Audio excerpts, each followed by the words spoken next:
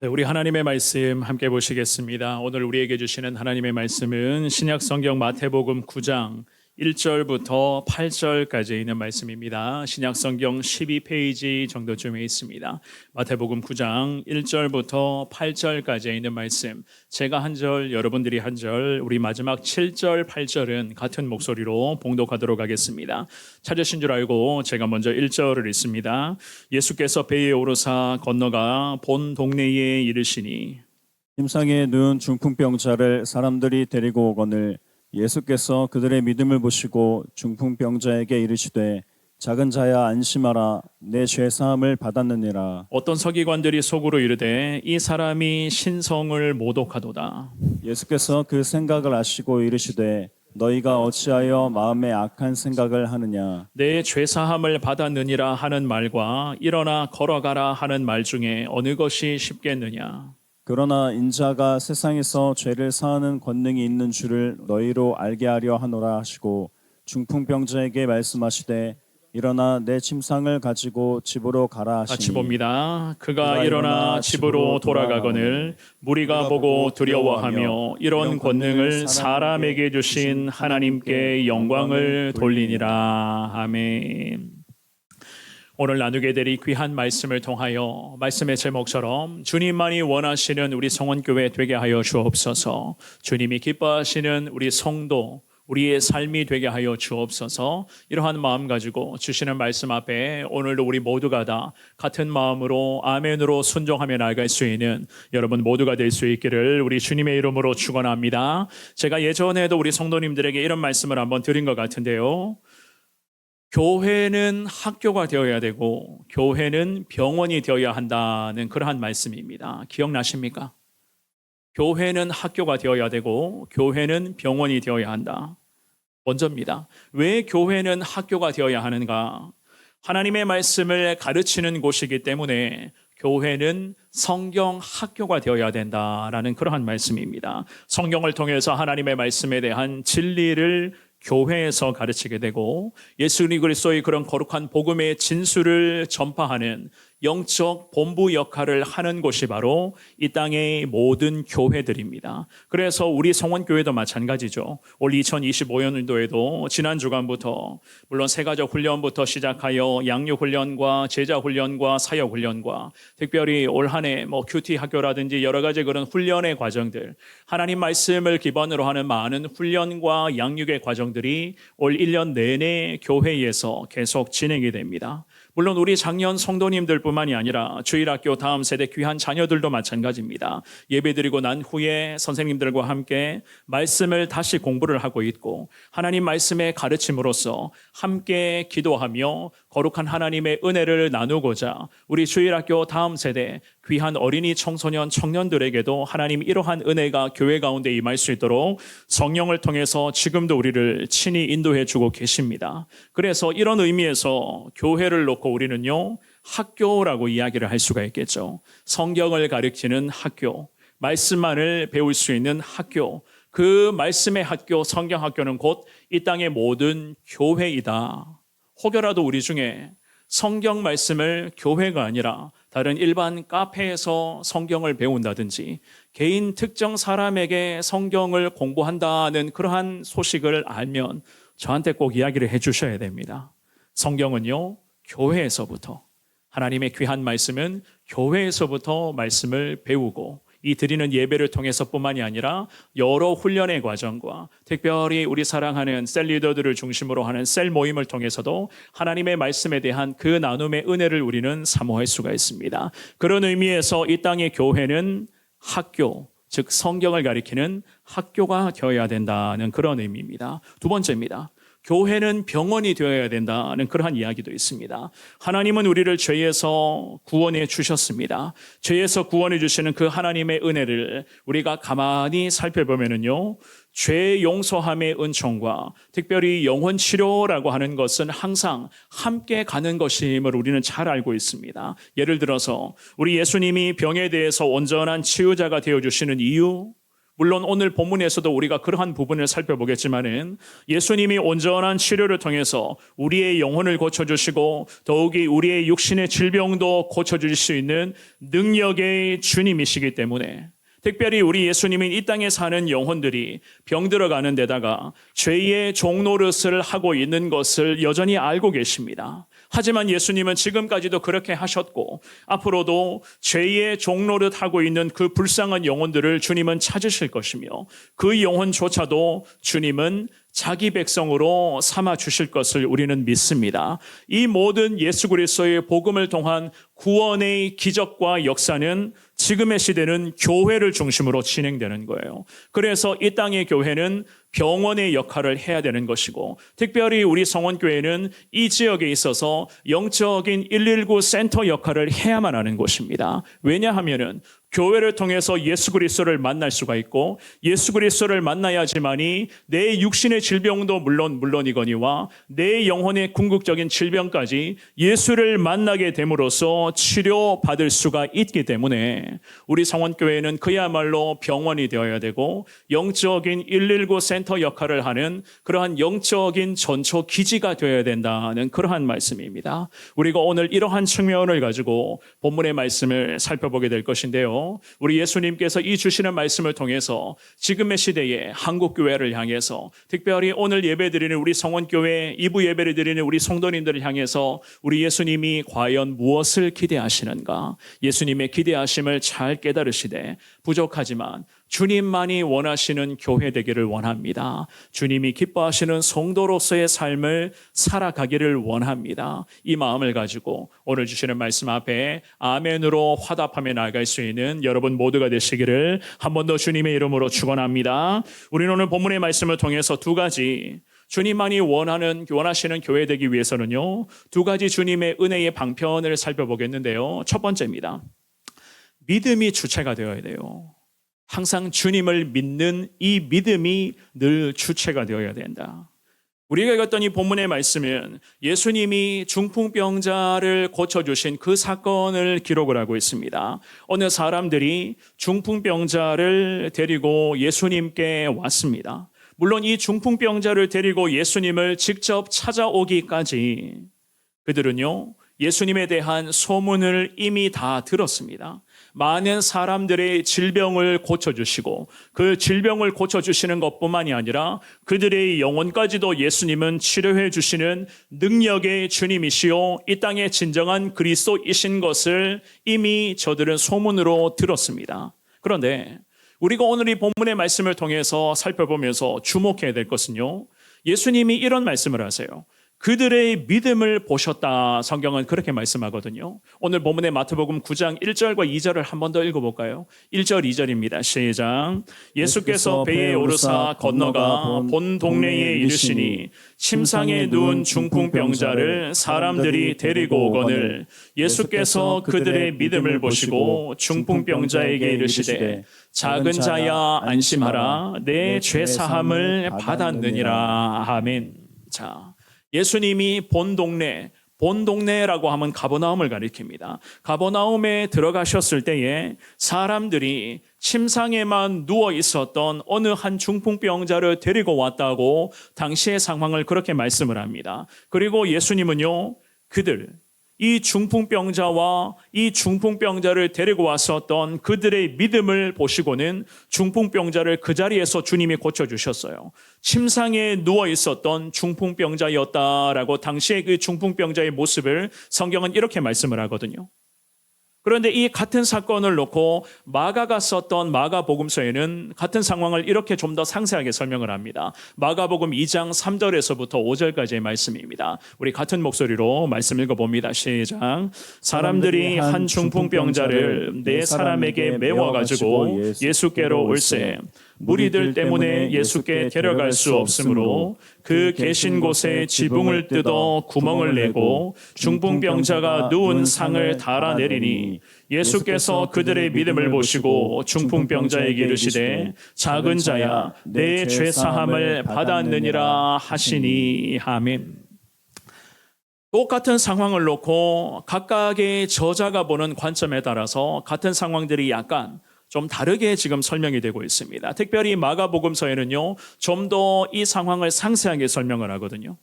물론 이 말씀도 마찬가지입니다. 중풍병자의 믿음뿐만이 아니라 네 사람을 동시에 언급을 하고 있어요. 이 네 명의 사람들의 믿음 자체도 예수님 보시기에 대단했다는 것이었습니다. 특별히 방금 읽어보셨던 이 마가복음 2장의 5절 말씀에서 그들의 믿음을 보시고는 주님이 중풍병자를 고쳐주셨다고 말씀했고, 오늘 우리가 읽었던 마태복음 9장도 마찬가지입니다. 9장 2절에서도 그들의 믿음을 보시고는 중풍병자를 주님이 고쳐주셨다, 성경은 그렇게 말씀을 합니다. 그렇다면 오늘 2부 예배에 나오신 사랑하는 여러분, 과연 그들의 믿음이 어떠한 믿음인지 궁금하시지 않습니까? 그들의 믿음은 과연 어떠한 믿음이었을까? 도대체 그 믿음이 어떠한 믿음이었기에 예수님께서 그 자리에서 그들의 믿음을 이렇게까지 칭찬을 하셨을까?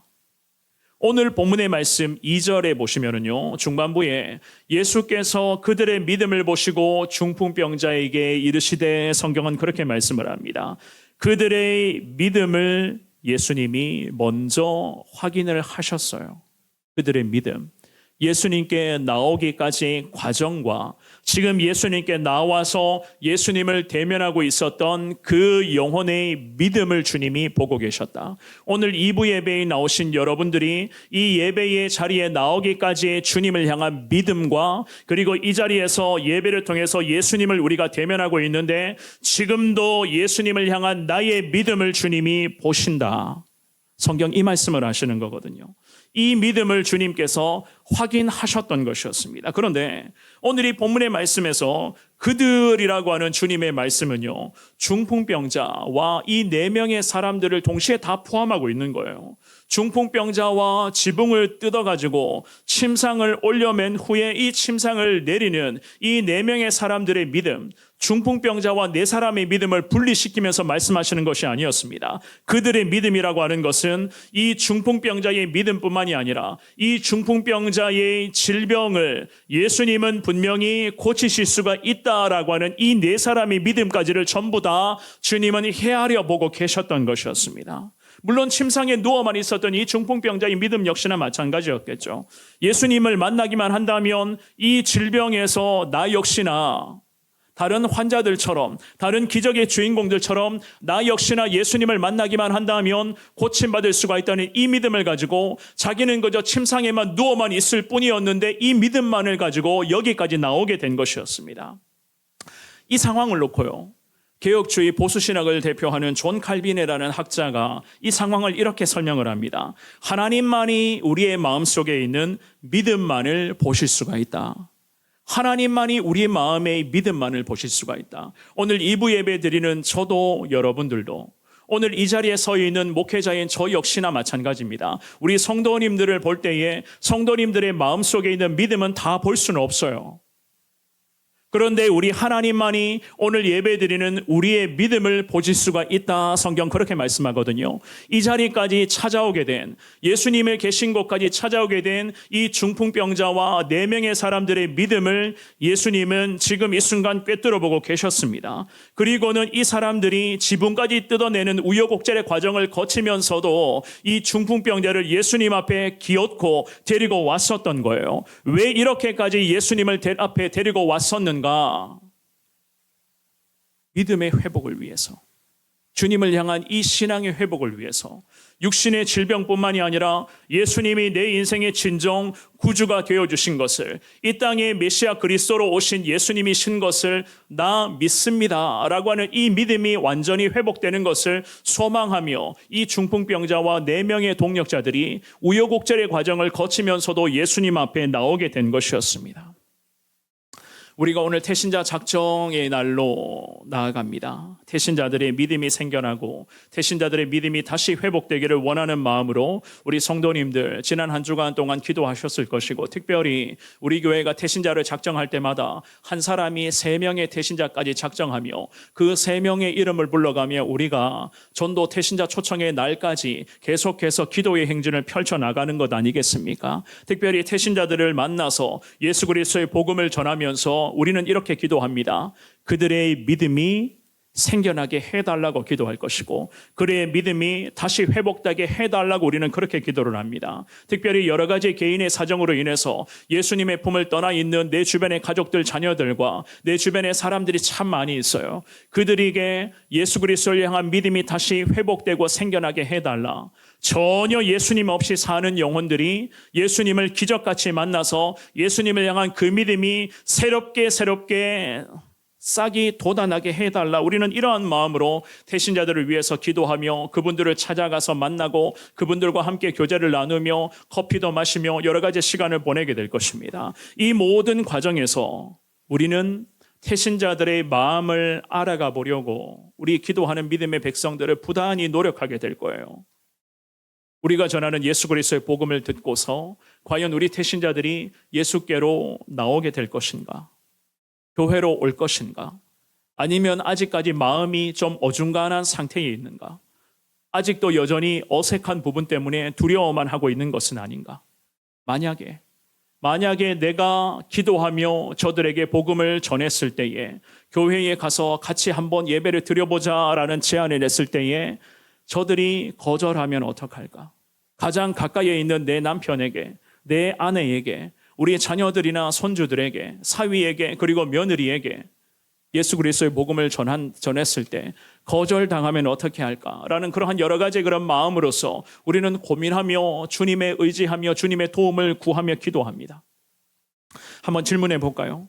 우리 성도님들이 태신자들을 작정하고 기도하고 전도하는데 태신자가 주님께로 교회로 반드시 돌아올 것을 여러분들은 믿는 마음으로 기도하시고 복음 전하십니까?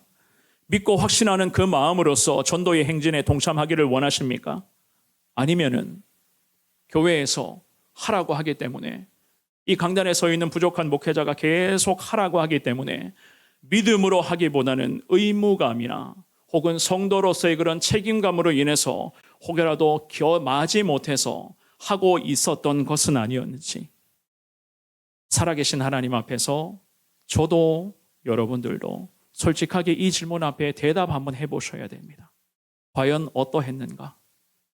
우리가 오늘 다시 태신자들을 작정하고 이제부터 본격적인 기도와 전도의 행진에 우리 성원교회가 돌입하게 될 것입니다. 그야말로 교회를 통해서 예수 그리스도의 복음을 배우고 말씀을 배우는 이 교회가 학교가 되게 하시고 우리 교회가 이 지역에 적어도 영적인 119 센터 역할을 할 수 있는 교회 되게 해달라. 우리는 이 마음을 가지고 여러분들 주중에서도 그리고 주일마다 셀 모임 후에 각자 지역별로 노방전도 또 복음을 전하는 그 전도의 행진에 우리가 동참하게 될 겁니다. 그런 의미에서 우리가 오늘 살펴보고 있는 이 본문의 말씀, 중풍병자와 함께 왔었던 4명의 동역자들의 믿음에 우리는 주목하셔야 된다는 거예요. 저들의 믿음은 과연 어떠한 믿음이었는가? 결코 형식적인 믿음이 아니었습니다. 그렇다고 의무감으로 억지로 여기까지 예수님 앞에까지 나오게 된 그러한 의무감의 믿음도 아니었습니다. 그들은 그야말로 예수님을 만나기만 한다면, 예수님께 나오기만 한다면 반드시 이 중풍병자는 고침받고 살아날 수가 있다라고 하는 완전한 믿음, 주님을 100% 신뢰하는 그 완전한 믿음으로 우여곡절의 과정이 있었지만은 이 사람들이 여기까지 예수님 앞에까지 나오게 되었던 것이었습니다. 모든 과정의 주체는 예수님을 만나기만 한다면 살아나리라 라고 하는 이 믿음이 지금 저들의 그런 기적의 주체가 되고 있었던 것이었습니다. 물론 우리 예수님도 마찬가지셨어요. 예수님이 중풍병자를 고쳐주셨던 이유는 예수님을 향한 그 사람들의 믿음을 그 자리에서 예수님은 이미 인정하셨기 때문이었습니다. 육체적이든 영적이든 하나님 구원의 은총은 오직 그분만을 전적으로 신뢰하고자 하는 그 믿음에서부터 비롯된 것 아니겠습니까? 그래서 히브리서 11장 1절과 2절 말씀해 보시면 히브리서 기자가 믿음에 대해서 이렇게 설명을 합니다. 같은 목소리로 이 말씀들을 읽어봅니다. 시작. 믿음은 바라는 것들의 실상이요 보이지 않는 것들의 증거니 선진들이 이로써 증거를 얻었느니라. 아멘. 그렇습니다. 믿음은 바라는 것들의 실상이고 지금은 우리 눈에 보이지는 않지만 언젠가는 그 믿음이 우리가 볼 수 있고 확인할 수 있는 증거가 된다. 성경은 그렇게 말씀을 해요. 이 4명의 동역자들과 중풍병자가 예수님을 찾아오기 전까지 우여곡절의 과정이 있었지만은 그럼에도 예수님을 만나기만 한다면 지금 우리의 마음속에 있는 이 믿음이 실상이 될 거라고, 실제 일어나는 기적의 사건이 될 거라고 확신하고 있었고, 지금은 우리 눈에 보이지 않지만 내가 예수님께 나오기만 한다면 지금 우리가 소망하는 것들이 우리의 삶을 일으키는 결정적인 기적의 증거가 될 것을 저들은 믿고 확신하며 예수님 앞에 우여곡절의 과정을 거치면서도 주님 앞에 나오게 된 것이었습니다. 게다가 중풍병자의 이 믿음도 사실 대단한 믿음이었어요. 오늘 본문의 2절 말씀해 보시면은요, 우리는 중풍병자의 이 믿음도 확인할 수가 있는데 예수님이 그들의 믿음을 보시고는 중풍병자에게 이런 말씀을 하세요. 오늘 본문의 2절에 보시면은요, 작은 자야, 2절 하반절에 이렇게 말씀하십니다. 작은 자야 안심하라. 내 죄사함을 받았느니라. 성경 이 말씀을 하십니다. 이 예수님의 말씀에 작은 자라고 중풍병자를 그렇게 지금 일컫고 있거든요. 이 작은 자라는 표현은 이 예수님 시대에 보통은요, 연장자들이 손 아래 사람을 부를 때에 흔히 사용하는 그러한 표현이었습니다. 이 말인 즉슨 예수님이 왜 작은 자라고 부르셨는가? 이미 이 중풍병자는 예수님의 자녀가 되었다는 거예요. 예수님의 자녀가 되었다. 무엇 때문에요? 그렇죠. 믿음 때문에. 예수님을 만나기만 한다면 예수의 자녀가 될 것을 믿었다는 거예요. 그 믿음을 예수님이 인정해 주시면서 오늘 이 본문의 말씀에서 중풍병자를 부르실 때에 병자야, 환우야 이렇게 부르시는 것이 아니라 작은 자라고 주님이 그렇게 부르십니다. 그리고는 곧장 이 말씀을 하시죠. 안심하라. 안심하라. 이 구절은 원어로 해석하면 용기를 가져라. 이제는 더 이상 무서워하지 마라 라고 하는 그런 의미의 단어거든요. 이제부터는 예수님 안에서 살아날 수가 있으니 용기 가져라. 중풍병 앞에 무서워 떨지 마라. 중풍병자가 지니고 있었던 그 비참한 일상을 주님은 말씀 한마디로 완전하게 다 잠재워 주신 예수 그리스도였습니다. 그리고는 마지막에 내 죄사함을 받았느니라. 우리는 이 예수님의 말씀에서 중풍병자의 믿음의 고백이 결코 형식의 믿음도 아니었고 분위기만 살피며 눈치만 보는 그 정도의 믿음도 아니었고 왔다 갔다만 하는 그러한 그 정도의 형식적인 그러한 일상적인 믿음이 아니었다는 것을 분명하게 알 수가 있습니다. 예수님께서 죄사함을 선포하셨다는 것은 예수님을 믿는 믿음을 인정해 주셨다는 것이었어요. 사실 중풍병을 치료받으려고 예수님을 찾아왔거든요. 함께 왔었던 4명의 사람들 또한도 마찬가지죠. 중풍병을 먼저는 치료받아야 되겠다라는 이 마음을 가지고 지붕까지 뜯어내며 이 사람을 여기까지 예수님 앞에까지 데리고 왔단 말입니다. 겨우겨우 예수님을 만났는데 우리 예수님이 이 말씀을 하시네요. 작은 자야 안심하라. 그런데 이 말씀까지는 괜찮습니다. 손 아래 사람을 부를 때에 흔히 사용했었던 그런 표현이었기 때문에 예수님이 작은 자라고 이야기해도 괜찮아요. 그런데 그 다음 예수님의 말씀은 사실 중풍병자가 그토록 기다리고 고대했었던 이야기는 아니거든요. 내 죄사함을 받았느니라 이 말을 기다렸던 것이 아니었습니다. 중풍병자는.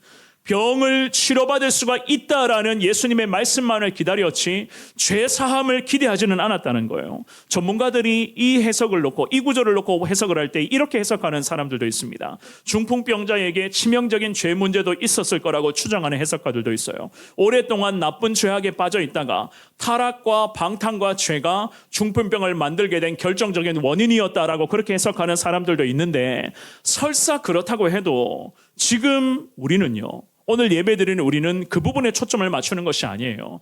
그가 과연 무슨 죄를 범했는가? 우리가 여기에 몰두하는 것이 아니라 우리가 집중해야 될 것은 아무리 죄가 많은 정말 이제 죽을 수밖에 없는 죄인의 삶을 산다 할지라도 예수님을 만나기만 한다면 우리 예수님은 모든 죄를 용서하시고 치료하시고 구원해 주시는 능력의 주님이신 것을 우리가 믿어야 되는 거예요. 그 믿음으로 태신자들을 위해서 다시 기도하고, 우리 태신자들이 아무리 지금 우리가 봤을 때 주님 없이 살고 있고 죄를 범하며 살고 있고 주님 떠난 삶을 살고 있다고 해도 우리가 그 영혼을 정죄하며 판단하는 것이 아니라 그 영혼이 어떻게 해서든지 예수 앞에 나오기만 한다면 예수님이 그 영혼까지도 엉망으로 살고 있다 할지라도 그 영혼까지도 주님이 다 고쳐주신다는 것을 믿음으로써 우리가 이 태신자 전도 행진에 동참하라고 주님이 우리에게 가르쳐 주시는 것임을 믿습니다. 오늘 본문의 마태복음 9장의 13절 말씀에 예수님이 이런 말씀을 하시죠. 우리 같은 목소리로 이 말씀 읽어봅니다. 시작. 너희는 가서 내가 긍휼을 원하고 제사를 원하지 아니하노라 하신 뜻이 무엇인지 배우라. 나는 의인을 부르러 온 것이 아니요 죄인을 부르러 왔노라 하시니라. 아멘. 우리 예수님 죄인을 부르러 이 땅에 오셨다. 분명히 성경을 말씀을 합니다. 오늘 예배에 나오신 사랑하는 여러분, 저나 여러분들이 태신자를 작정하고 다시 기도하며 나아가게 될 것인데, 특별히 우리 태신자들에게 복음을 전하고자 우리는 다양한 방법을 통해서 다시 전도에 집중하게 될 것인데, 그렇게 나아가고자 하는 가장 결정적인 이유는 오늘 이 본문에서 예수님이 선포하신 말씀이 우리에게는 전도와 태신자 영혼을 위한 동기부여의 말씀인 것을 믿으시기를 주님의 이름으로 축원합니다. 중풍병을 고치는 것보다 더 중요한 것은, 더 먼저 이루어져야 되는 것은 영혼의 질병이 주님을 만나 치료받아야 되는 거예요. 죄라는 질병이 주님 만나 고침받아야 되는 것입니다. 저나 여러분들도 태신자들을 품고 다시 기도하며 나아가게 될 것입니다. 우리 태신자들이 죄라는 도무지 인간의 능력으로는 고칠 수 없는 죄라는 질병에서 예수님 만남으로써 고침받게 해달라. 예수 그리스도의 십자가 보혈의 능력으로 저들이 죄의 질병을 치료받게 해달라. 교회에서부터 우리 성원교회가 영적 119 센터 역할을 함으로써 교회로부터 선포되는 예수 그리스도의 복음을 통하여 영혼이 치료되는 역사가 나타나게 해달라. 주님 앞에 기도하시면서 하나님이 원하시는 교회, 주님만이 기뻐하시는 성도로서의 삶에 더 힘을 내어 나아갈 수 있는 저와 여러분 모두가 될 수 있기를 우리 주님의 이름으로 축원합니다. 두 번째입니다. 태신자의 구원을 진심으로 열망하셔야 돼요. 영혼 구원을 우리가 진심으로 열망해야 된다. 오늘 본문의 3절입니다. 우리 3절 말씀 읽어봅니다. 시작. 어떤 서기관들이 속으로 이르되 이 사람이 신성을 모독하도다. 아멘.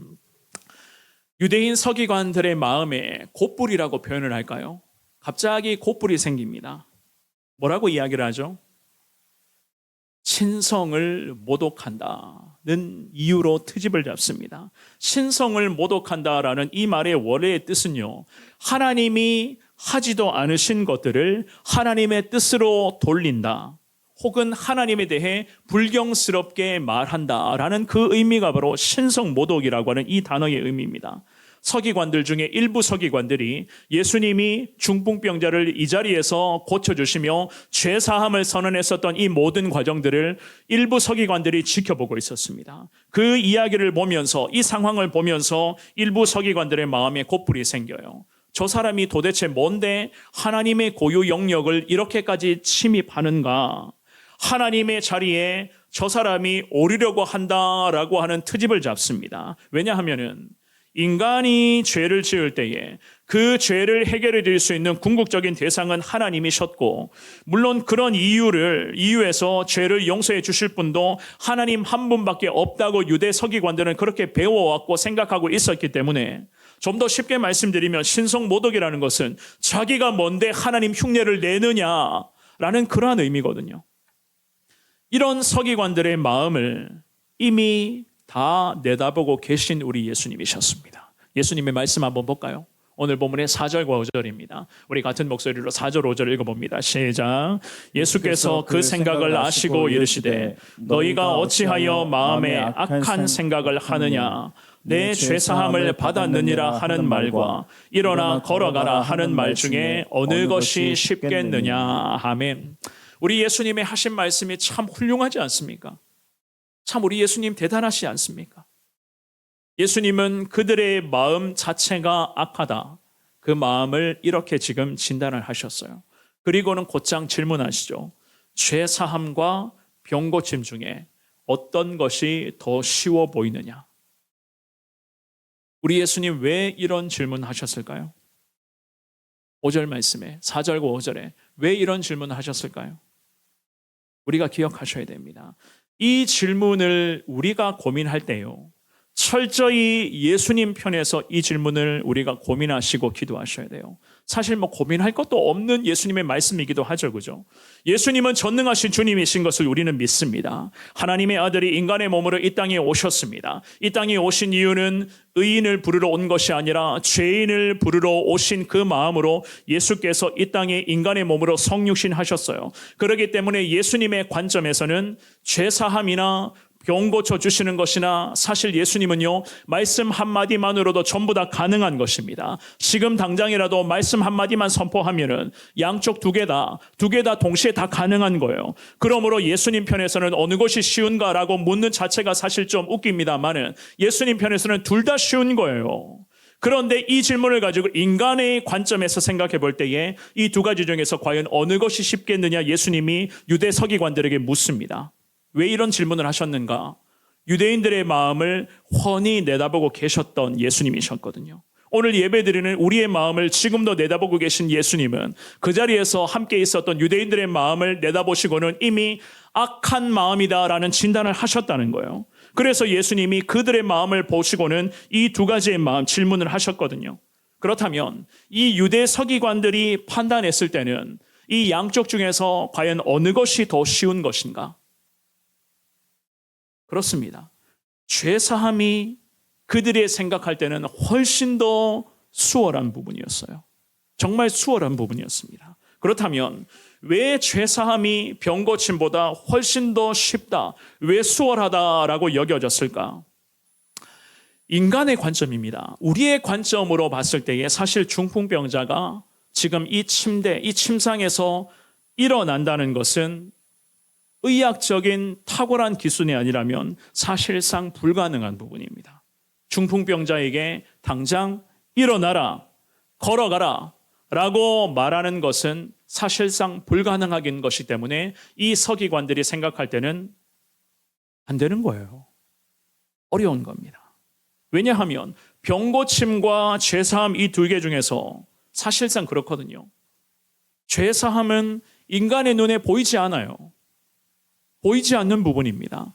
하나님만이 확인하실 수 있는 부분이죠. 오늘 예배드리는 저나 여러분들의 마음속에도 죄악된 부분이 남아있고 우리의 삶의 죄의 흔적들이 다른 사람들은 모르는 부분이지만 하나님과 나만이 알고 있는 죄의 습관들이 여전히 우리 가운데 반복되는 부분도 있어요. 그런데 하늘의 하나님은 아실 뿐이지 내 주변의 가족들이나 내 주변의 사람들은 나의 이러한 부끄러운 죄를 몰라요. 그런 관점에서 봤을 때 이 유대 서기관들의 판단에는 병 고침보다 죄사함이 훨씬 더 쉬운 부분이었습니다. 특별히 죄사함은 눈에 안 보이는 거라 우리가 죄 용서 받았어, 나 주님 앞에 회개했어, 나 예수님의 자녀 되었어 라고 이야기를 해도 우리는 우리에게 누군가가 우리를 향해 딴지 걸 사람 사실 없어요. 우리가 죄사함을 받았다고 확신하는데 우리가 그렇게 이야기를 하는데 누가 우리를 방해한단 말이겠습니까? 그런데 병 고침의 문제는 전혀 다른 문제거든요. 중풍병자가 이 자리에서 일어나서 걷기를 시작한다는 것은 유대인 서기관들이 판단했을 때는 절대 불가능한 것이었습니다. 그래서 우리 예수님께서는 그들에게 이미 마음이 악해졌다라고 그들의 심령을 주님이 이렇게 진단을 하신 것이거든요. 여기에서 중요한 것은 유대인 서기관들은 그들의 관점으로만 예수님을 해석하고 평가하고 있었던 것이었습니다. 좀 더 쉽게 말씀드리면 유대인 서기관들은 예수님을 믿지를 않았어요. 이 땅에 진정한 구원자로 오신 예수 그리스도를 여전히 저들은 인정하지를 않았습니다. 마태복음 1장 21절 말씀에 성경은 이렇게 말씀합니다. 우리 같은 목소리로 이 말씀 읽어봅니다. 시작. 아들을 낳으리니 이름을 예수라 하라. 이는 그가 자기 백성을 그들의 죄에서 구원할 자이심이라 하니라. 아멘. 자기 백성을 죄에서 구원할 분이 바로 예수 그리스도. 예수 그리스도가 이 땅에 오신 진정한 이유가 죄에서 영혼을 구원해 주시기 위한 마음으로 이 땅에 오셨다고 성경은 말씀을 하는데, 이 자리에 있었던 예수님의 기적을 목도하고 있었던 유대인 서기관들은 죄사함보다, 병 고치는 능력보다 죄사함이 더 쉽다, 죄사함이 더 쉬운 거다라는 이 판단을 하고 있었던 것이었습니다. 사실상 살아가는 여러분, 병 고침과 죄사함, 이 두 가지 모두가 다 인간에게는 불가능한 것이거든요. 그런데 이 유대인 서기관들은 이중적이었고 가식적이었고 거짓으로 일관하고 있었던 것이었습니다.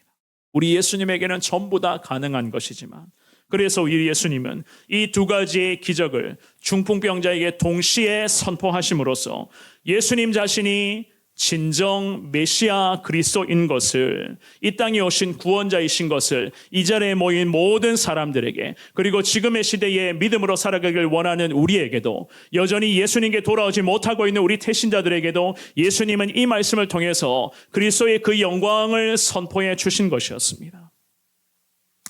오늘 본문의 6절과 7절 말씀, 우리 같은 목소리로 읽어볼까요? 마태복음 9장 6절 7절입니다. 시작. 그러나 인자가 세상에서 죄를 사하는 권능이 있는 줄을 너희로 알게 하려 하노라 하시고, 중풍병자에게 말씀하시되 일어나 내 침상을 가지고 집으로 가라 하시니 그가 일어나 집으로 돌아가거늘. 아멘. 주님 분명히 말씀하십니다. 죄를 사하는 권능이 있는 것을 알게 해 주시기 위하여 이 중풍병자의 믿음을 바라보시고, 이 중풍병자와 4명의 동역자의 믿음과 주님의 일하심이 딱 맞아 떨어졌기 때문에 이 자리에서 기적 같은 역사가, 수많은 사람들이 보는 앞에서 주님의 기적 같은 역사가 나타나게 된 것이었습니다. 우리 주님은 중풍병자의 이 기적을 통하여 원하시는 것은요, 진심으로 중풍병자의 영혼이 구원받아 천국 백성 되는 것을 주님이 원하셨어요. 그래서 너희로 알게 하기를 원한다. 중풍병자를 고쳐주신 것은 단순히 질병의 치료뿐만이 아니라 이 중풍병자와 많은 사람들이 진정 알기를 원하시는 것은 죄사함의 권세와 구원의 영역은 오직 우리 예수님에게만 속해져 있는 것임을 예수님이 이 사람들에게, 오늘 태신자를 작정하고 다시 전도와 기도 행진에 동참하기를 원하는 우리 교회에게 주님이 알려주시는 것임을 깨달을 수 있기를 주님의 이름으로 축원합니다. 로마서 3장 말씀입니다. 로마서 3장 10절에서 12절 말씀을 읽고 말씀을 정리하겠습니다. 우리 같은 목소리로 읽습니다. 시작. 기록된 바 의인은 없나니 하나도 없으며 깨닫는 자도 없고 하나님을 찾는 자도 없고 다 치우쳐 함께 무익하게 되고 선을 행하는 자는 없나니 하나도 없도다. 아멘. 성경은 분명히 말씀합니다. 인간은 절대 스스로 의인이 될 수 없다고 말씀을 하죠. 전부 우리는 완악한 죄인에 불과한 자들입니다. 그래서 예수님은 오늘 이 본문의 말씀에서 중풍병자를 고쳐주신 이 모든 과정을 통해서 그들의 믿음을 주님이 인정을 하신 거예요. 예수님을 믿는 믿음만으로만 구원의 은혜를 누릴 수가 있다. 죄사함의 은총을 누릴 수가 있다. 그야말로 우리 예수님은 한 영혼을 살리고자 하시는 그 마음을 가지고 이 중풍병자를 고쳐주시며 믿음을 부각시키며 우리에게, 특별히 태신자를 작정하기를 원하는 우리에게, 우리의 믿음도 흔들리지 말아야 될 것을, 그리고 우리가 기도하기를 원하는 이 태신자들에게 믿음이 생겨나게 하시고 저들의 믿음이 회복되게 해달라, 이렇게 기도해야 될 것을 우리에게 가르쳐 주심을 믿습니다. 제가 서두에 말씀을 드렸습니다. 교회는 학교가 되어야 되고 교회는 병원, 즉 우리 성원교회는 특별히 영적인 119 센터 역할을 하는 교회가 되어야 된다라는 말씀을 드렸습니다. 사랑하는 성도 여러분, 배신자들을 위해서 기도할 때에 꼭 이 두 가지를 되뇌이면서 주님 앞에 항상 기도하시기를 바랍니다. 예수 그리스도의 복음은 교회를 중심으로 하나님의 성도들을 통하여 전해지게 된다는 것, 그리고 예수님을 만나야지만이 육신의 질병도 그리고 영혼의 질병도 예수님을 만나야지만이 치료될 수가 있다는 것을 여러분들이 기억하시면서 태신자 전도와 기도의 행진에 동참할 수 있기를 주님의 이름으로 축원합니다. 그러기 위해서는 믿음이 주체가 되어야 돼요. 먼저는 우리의 믿음입니다. 기도하기를 원하는, 복음을 전해야 될 내 믿음이 주님 앞에서 흔들리게 되면 어떻게 우리가 복음의 전사로 사명으로 살아갈 수가 있겠습니까? 부족하지만 우리의 믿음부터가 더 견고하게 자리 잡히게 하시고 4명의 동력자들이 지붕까지 뜯어내면서 이 중풍병자를 예수께 데려오게 된 결정적인 원인은 그들의 믿음이었다는 것. 그 믿음이 그들을 이렇게까지 순종하게 했고 그 순종이 결국 승리케 했다는 것. 그 믿음이 나의 믿음이 되게 해달라. 주님 앞에 기도하시고 특별히 태신자들의 구원을 열망하는 마음으로 주님 앞에 순종하시기를 바랍니다. 전도와 기도 행진에 기쁨과 감사로 동참하시되 결국 하나님이 하시는 거예요. 내가 아무리 열심히 전도하고 복음 전한다고 해도 하나님이 하시는 겁니다. 주님을 만나기만 한다면 그 영혼은 분명히 변화될 줄 믿습니다. 때로는 답답한 문제가 있죠. 언제 주님을 만나게 될지, 그 언제가 언제일지 때로는 우리가 참 가슴 아플 때가 종종 있습니다만은 언제가 언제일지 우리는 모릅니다. 하지만 그 언제가 언젠가는 분명히 우리에게도 나타나게 될 줄 믿습니다. 그 믿음을 가지고 주님을 소망하며 기도하시되 대신자들을 위해서 더 영혼 구원을 더 소망하며 하나님의 은혜를 더 사모하며 이 태신자 전도와 기도의 행진에 기쁨과 감사로 동참하여 승리하시는 우리 성원의 모든 성도님들 다 되시기를 주님의 이름으로 축원합니다.